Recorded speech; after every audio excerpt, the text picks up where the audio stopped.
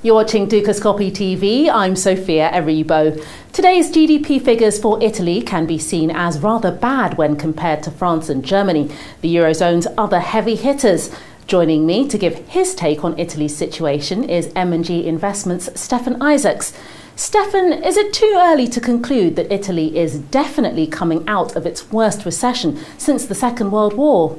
The numbers this morning would suggest it is probably too early to make that kind of statement. It would seem that the Italian economy is still very challenged. The industry sector was struggling, and I think that the numbers were certainly below market expectations. It would seem that all of the challenges that we've known about for some time with Italy, whether it be demographics and all of the structural adjustments that are needed, the banking system that continues to go through a deleveraging process, and arguably a sort of general lack of dynamism around the economy is all sort of resulting in very, very weak growth, if any at all, and it's probably likely to weigh on Italian GDP for some time. My view has been that whilst Italy can continue to move sideways, we're not going to see the sort of trend growth that we were accustomed to pre-crisis, potentially for many, many years to come.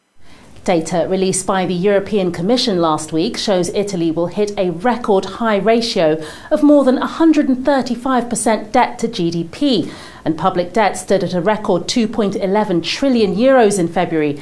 How worrying is this?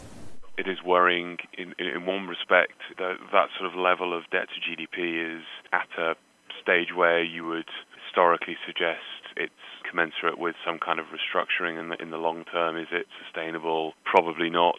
On the evidence of this morning's numbers and frankly the last few years, they probably won't be able to grow into that sort of debt stock. So you either have two alternatives. One is generate some inflation, which the Eurozone's really struggling with. I guess this morning we had some information from the professional forecasts that the ECB will be very reliant on next month that have reduced their expectations for Eurozone-wide inflation in 2015 and 2016. So that's just another challenge for Italy, especially with the level of debt that they have incurred. If you don't have any inflation and you don't have any growth, then it does have you question in the long run whether it's sustainable. I suppose the one big thing that Italy has in its favour is that it has huge domestic demand and a huge willingness amongst its banking system and its population to invest in government bonds. It's very much a part of the national psyche, and as a consequence,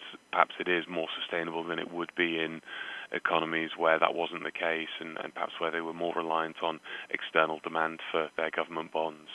And finally, Stefan, do you think Italy is dragging down the Eurozone's recovery?